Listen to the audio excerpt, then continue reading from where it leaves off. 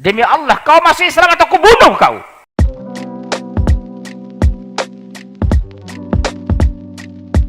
Assalamualaikum, selamat datang kembali di channel ini. Ya, terima kasih semuanya untuk masih tetap setia mengikuti channel ini dari video demi video. Pokoknya semuanya buat teman-teman, saya sangat-sangat berterima kasih. Dan maaf jika saya tidak bisa balas komen satu persatu, karena komennya banyak banget ya guys ya. Tapi kalau masih ada waktu, tetap saya akan baca-baca di situ. Dan teman-teman juga yang punya saran untuk apa yang harus saya bahas, tulis aja di bawah atau DM saya di Instagram guys. Saya juga punya video-video di TikTok, kalau mau ngecek di TikTok silahkan juga. Ya, hari ini saya akan membahas salah seorang Ustadz Mualaf.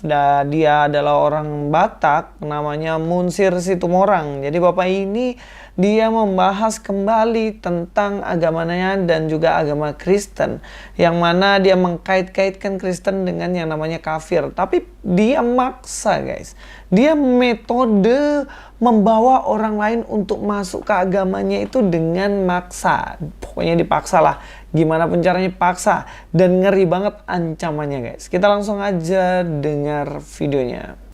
Iya, mau nggak saya Islamkan sekarang? Tapi satu hal harus kalian catat, demi Allah, Islam itu agama toleransi dan tidak ada paksaan. La ikraha fiddin.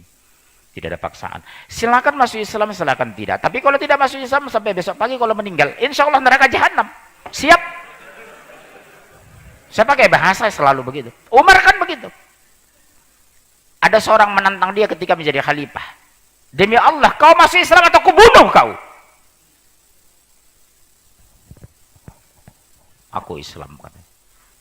Di kemudian hari beliau ini menjadi gubernur. Apa dia bilang? Demi Allah, seandainya Umar tidak tegas keras kepadaku, mungkin sampai hari ini aku masih kafir. Itulah membuat saya tertarik, tegas bicara di akhir dialog itu. Dia ngomong, Pak, demi Allah, seandainya Umar tidak tegas dulu kepadaku, mungkin sampai hari ini aku kafir. Kubunuh kau, kata Umar. Tapi kalau orang jil ini ribut ini, kayak bebek begitu. Ya, di situ dia mengatakan bahwa kalau kau nggak masuk agama Islam sekarang, maka kamu akan masuk neraka jahanam. Oke lah, itu kan pandangan dia, nggak ada yang keliru. Tetapi karena kaitannya adalah dia yang diajak ngomong adalah orang Kristen. Bagaimana bahkan dikatakan begini, kau masuk Islam atau kubunuh, katanya. Ngeri juga ya ancamannya kayak gitu.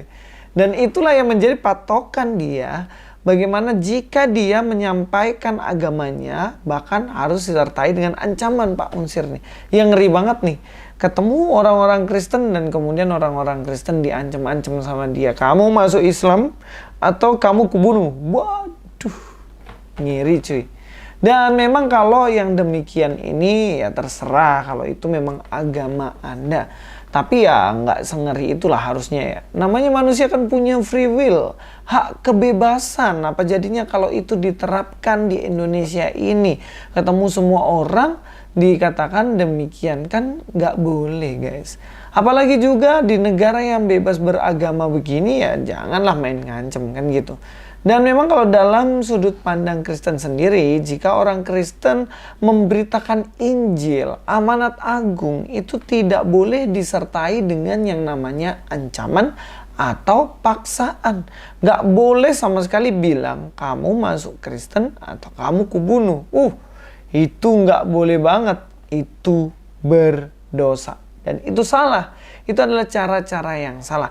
Bahkan dalam Alkitab sendiri diingatkan akan hal ini. Saya mengutip satu ayat dalam 1 Petrus 5 ayat 2 dikatakan, gembalakanlah kawanan domba Allah yang ada padamu. Nah, ini konteksnya adalah orang-orang yang sudah bertobat. Itu harus digembalakan. Siapa yang ada pada kita yang dipercayakan harus digembalakan, jangan dengan paksa. Perhatikan di sini. Tidak boleh dengan paksaan. Paksaan tuh bagaimana? Yang artinya ya dipaksain, nggak boleh.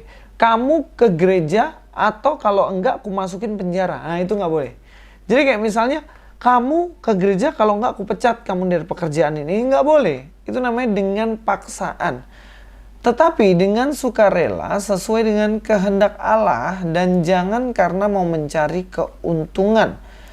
Jadi kita harus dengan sukarela dalam mengikut Tuhan dan juga dengan hati nurani, dengan hati yang benar-benar mau mengikuti apa yang menjadi kerinduannya, yaitu beribadah contohnya, atau memeluk agama tertentu.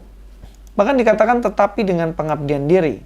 Hal ini tidak berbicara hanya kepada jemaat yang mau masuk ke Kristen atau ikut agama Kristen, yang mana mereka nggak boleh dipaksa. Tetapi kita pun sebagai pelayan Tuhan, memberitakan Injil Kerajaan Allah juga tidak boleh dengan terpaksa.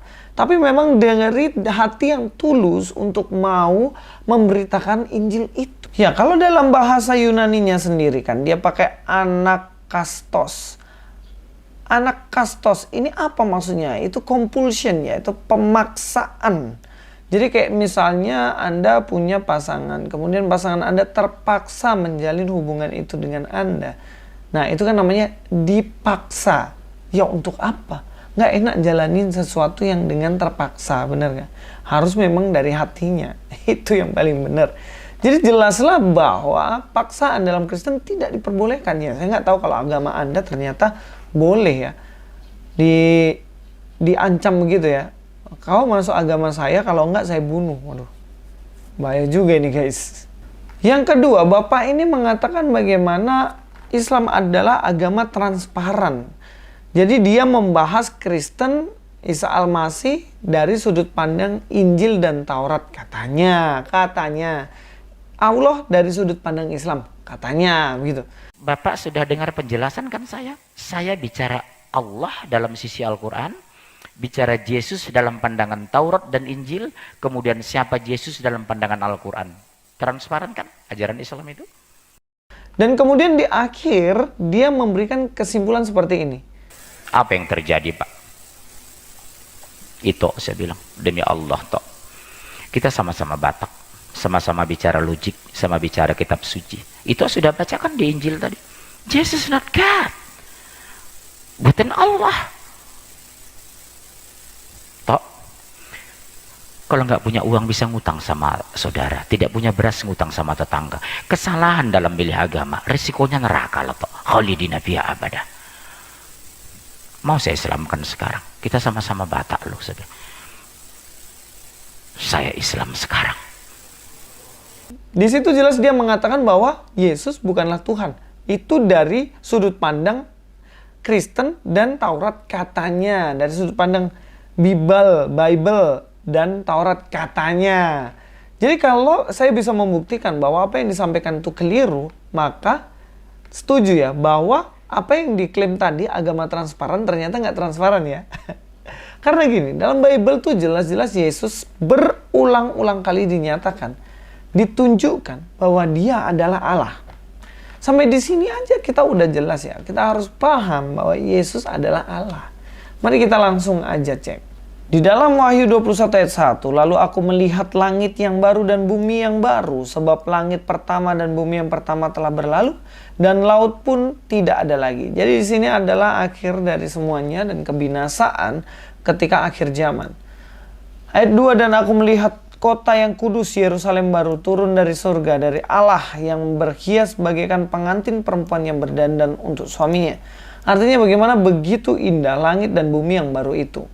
Jadi seperti perempuan yang berdandan. Perempuan yang berdandan kan cantik, indah. Dan inilah yang disampaikan bagaimana indah, cantik, menawan seperti itu langit dan bumi yang baru. Lihat ketiga, lalu aku mendengar suara yang nyaring dari tahta itu berkata, lihatlah kemah Allah ada di tengah-tengah manusia. Dan ia akan diam bersama-sama dengan mereka. Mereka akan menjadi umatnya.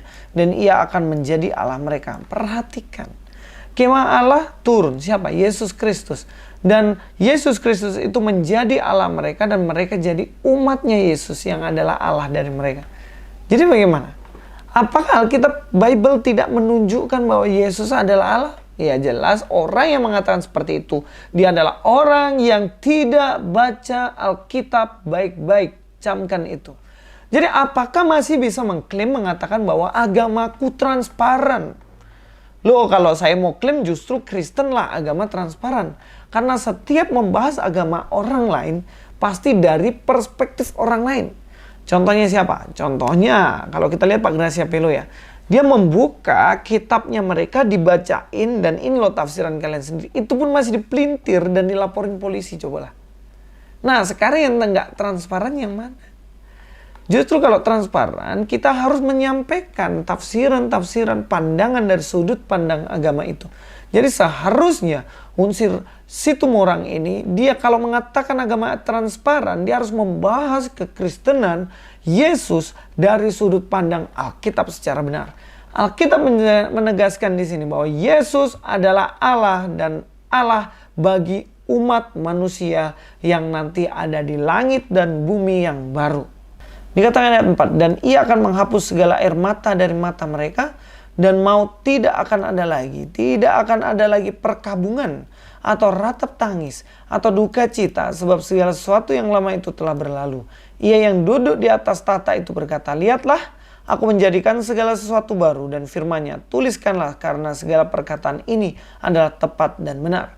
Yesus mengatakan bahwa firman ini harus ditulis karena dia menyatakan apa yang dikatakan oleh Yesus yang adalah Tuhan itu tepat dan benar.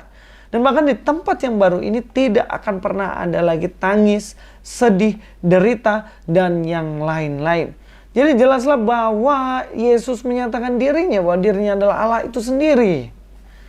Bahkan di ayat 6 ya dikatakan firman-Nya lagi, kepadaku semuanya telah terjadi, aku adalah Alfa dan Omega, yang awal dan yang akhir. Orang haus akan kuberi minum dengan cuma-cuma dari air kehidupan. Barang siapa menang, ia akan memperoleh semuanya ini. Aku akan menjadi Allahnya dan ia akan menjadi anakku. Yesus yang adalah Alfa dan Omega mengatakan bahwa engkau akan menjadi anakku dan aku akan menjadi Allah bagimu. Di mana lagi yang mengatakan bahwa Yesus bukan Tuhan? Di mana lagi? Jadi jangan mengatakan transparan banget. Transparan yang padahal nggak transparan sama sekali. Oke, dari video ini kita belajar dua hal. Kita yang pertama belajar bahwa ternyata di situ mereka boleh mengancam untuk orang lain bisa masuk ke agamanya, tapi Kristen tidak. Yang kedua, kita belajar bagaimana Yesus menyatakan bahwa dirinya adalah Allah. Simpel itu. Jadi nggak usah mengada-ada, mengklaim diri transparan, padahal semuanya hanya tertutup dan tidak boleh orang lain belajar tentang kebenaran dari tempat tersebut. Sampai di sini dulu video saya. Mudah-mudahan apa yang jadi ulasan-ulasan saya boleh membuat kita semakin mengerti kebenaran dan juga mengenal Kristus lebih dalam lagi. Dan jangan lupa juga untuk terus mengikuti channel ini dan video-video yang lainnya. Silakan dicek dari awal diupload sampai saat ini. Dan sampai di sini dulu pertemuan kita dalam video ini. Sampai jumpa di video selanjutnya. Luis Prasetyo di sini. God be with you all.